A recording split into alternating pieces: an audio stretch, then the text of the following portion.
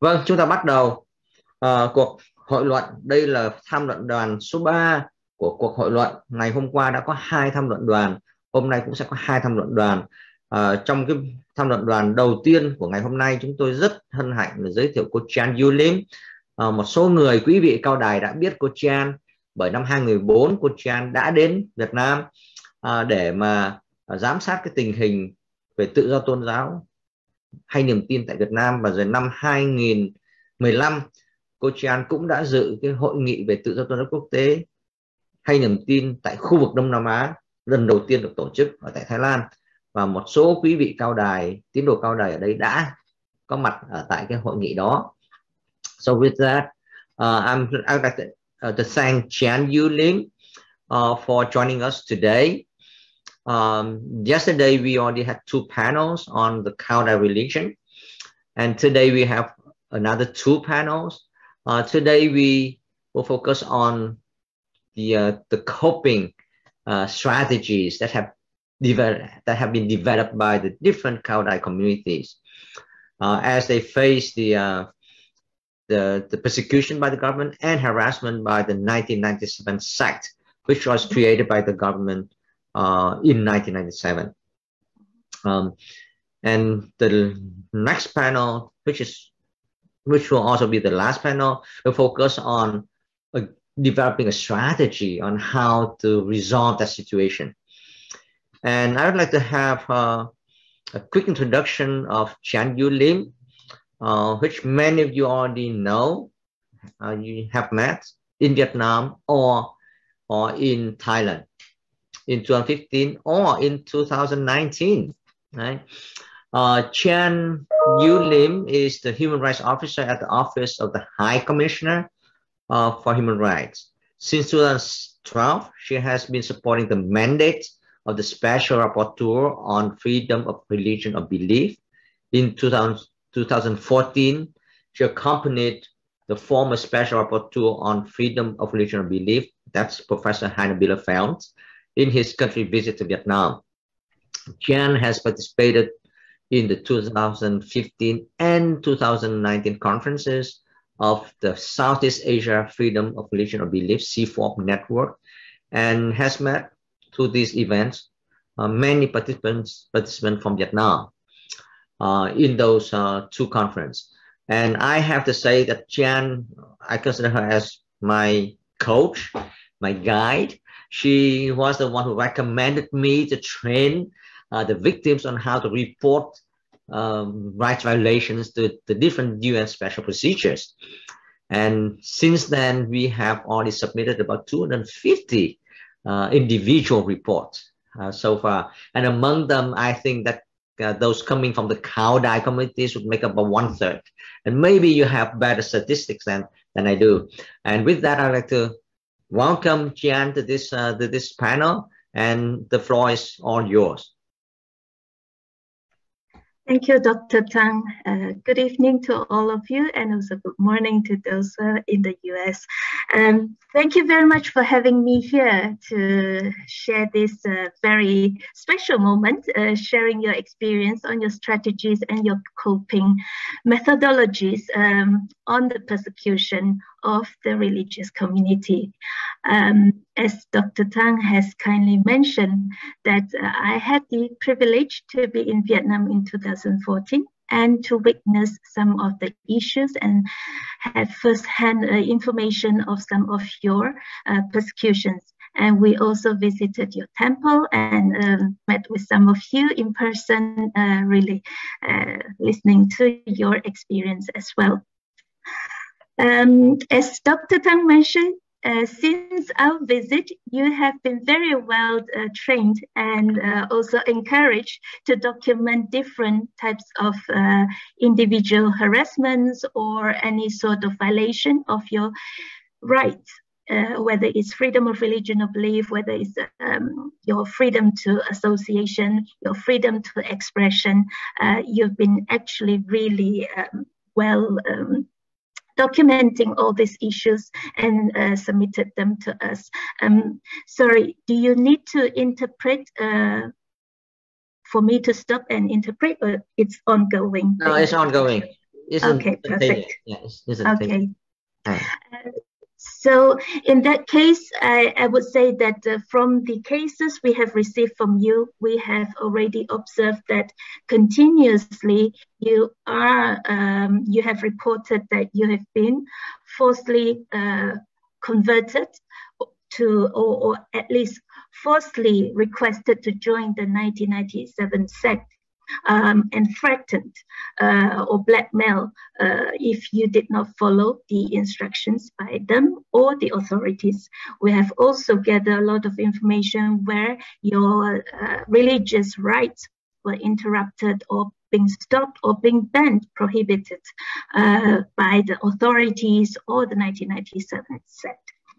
We also know that your temples sometimes have been taken over or being invaded by others, and leaving you with no temple to go for your religious activities and rites. We have also heard more sadly that the space for you to express all the challenges of your freedom of religion or belief or your human rights have been also violated, in the sense that where you try to gather for International Day on the commemoration of victims of acts of violence on religion or belief, you couldn't celebrate together, or the fact that you are being harassed or interrogated for having traveled to Thailand for being in the SEAFoRB meeting. And this has really led to a lot of inconveniences, harassments, and I believe that a lot of you struggle in general to even want to document all these cases, because either you're constantly under surveillance, or you're constantly under certain pressure by authorities or by the 1997 sect. And these are from all the reports that we have received. And we have well documented this and continue to want to raise these concerns with the government.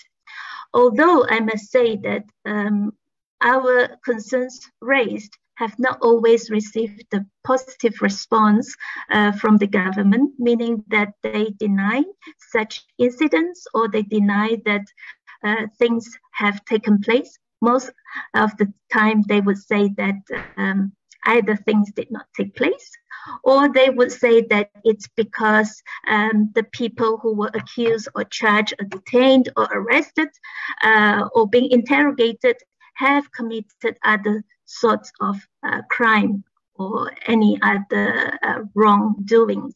So this actually has somehow remained the general response of the government.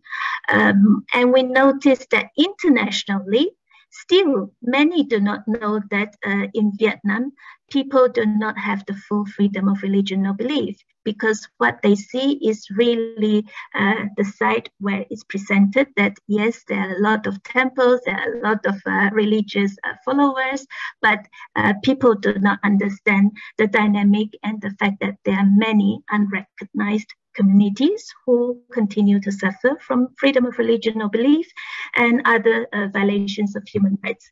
So we think that your documentation has been really instrumental and important to us, because by recording this, we continue to record and to present new statistics, new information, and to make sure that people can use the cases that we brought to the attention of the government to understand the real situation on the ground, and so that they can come up with more support and to pay attention to the situation more closely.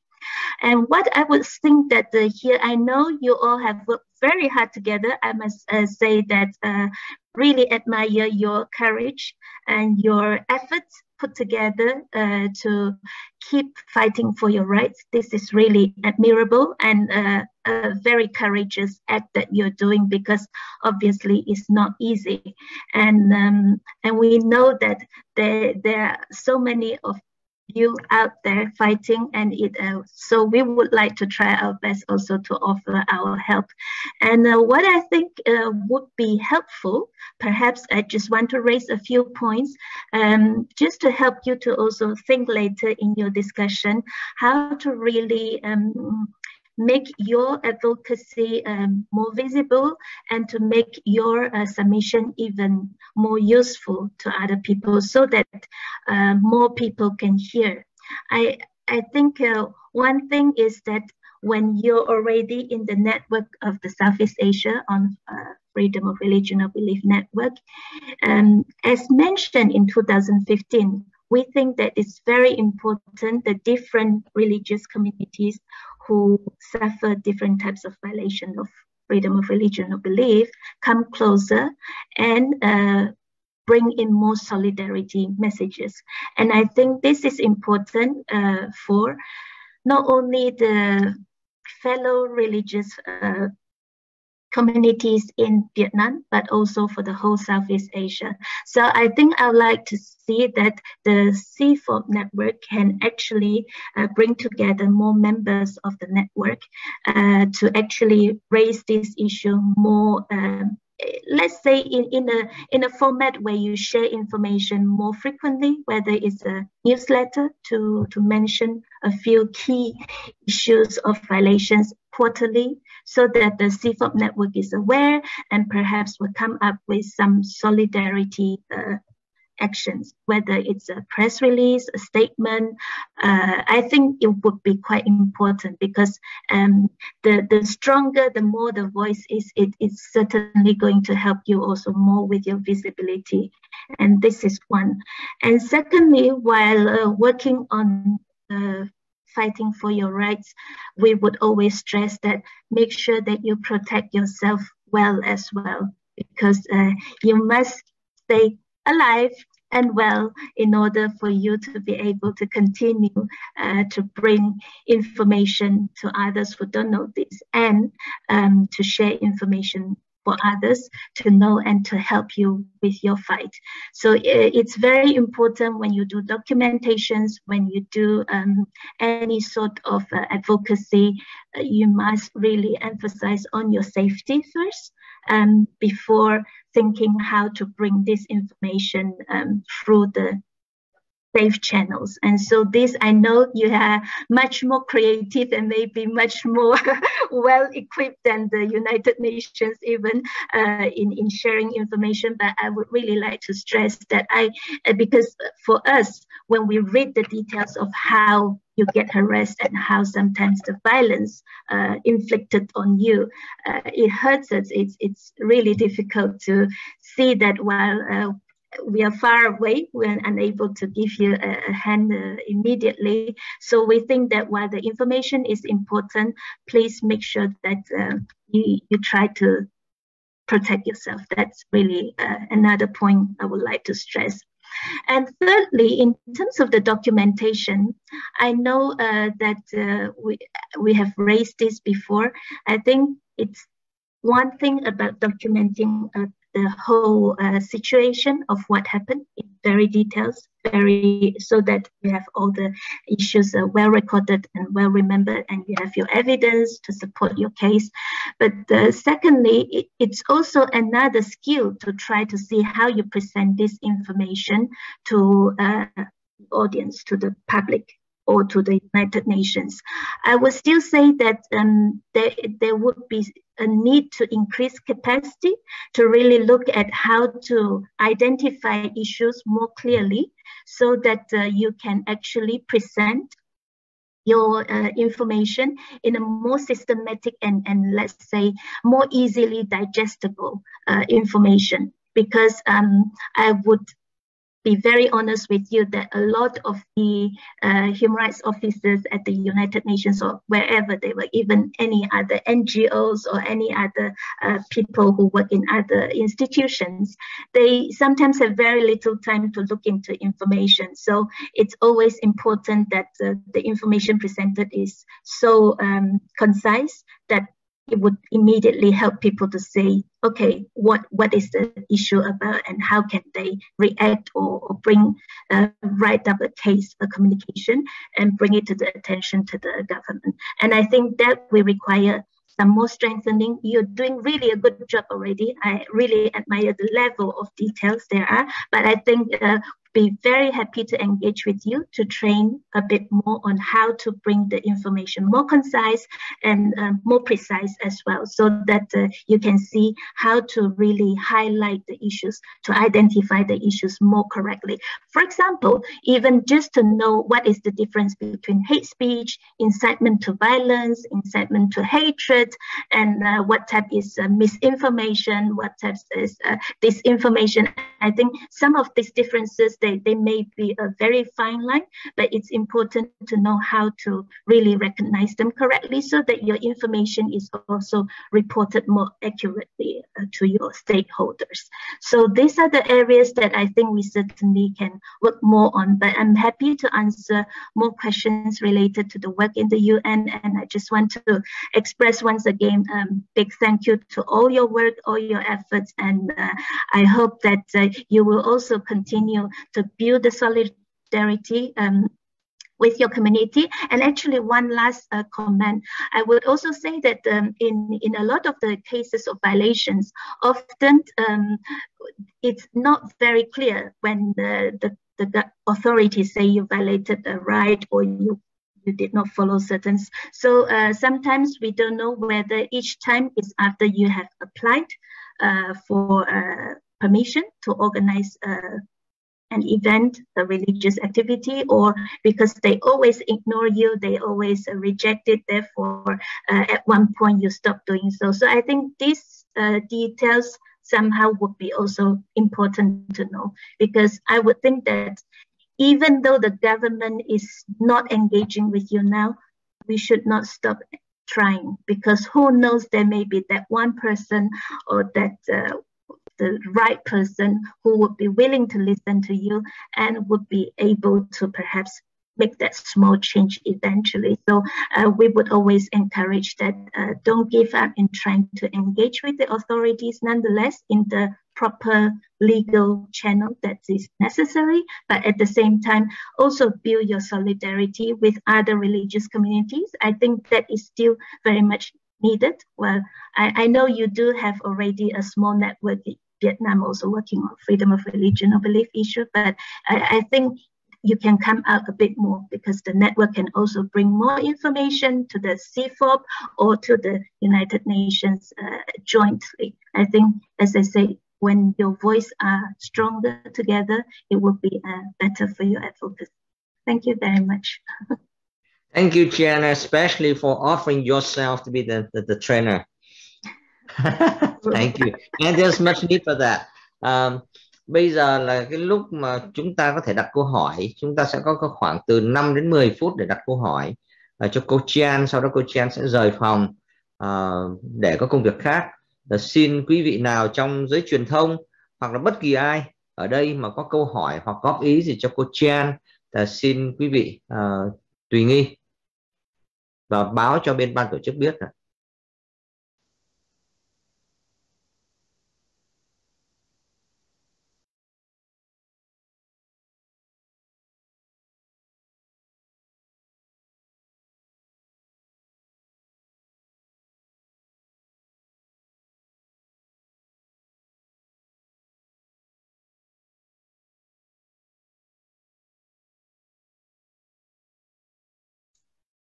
While waiting for questions from the audience, I'd like to point out that the many Cao Đài lay leaders have been engaging the authorities already in several ways. When they got harassed by, say, the police officer, then they immediately send a demand letter requesting the superior to verify that they are truly police officers. Because many of these people, they didn't disclose their identity, they didn't give a copy of the record, the work session record. So these victims, they wrote to the superior saying, hey, are these people your officials? If so, they violated my rights, right? And in at least 3 cases, they already filed lawsuits against government officials and members, leaders of the 1997 sect. Yeah. Of course, these lawsuits have been ignored, but at least they're escalating that to the central government. I think that's very good to do so, because it's, again, put things on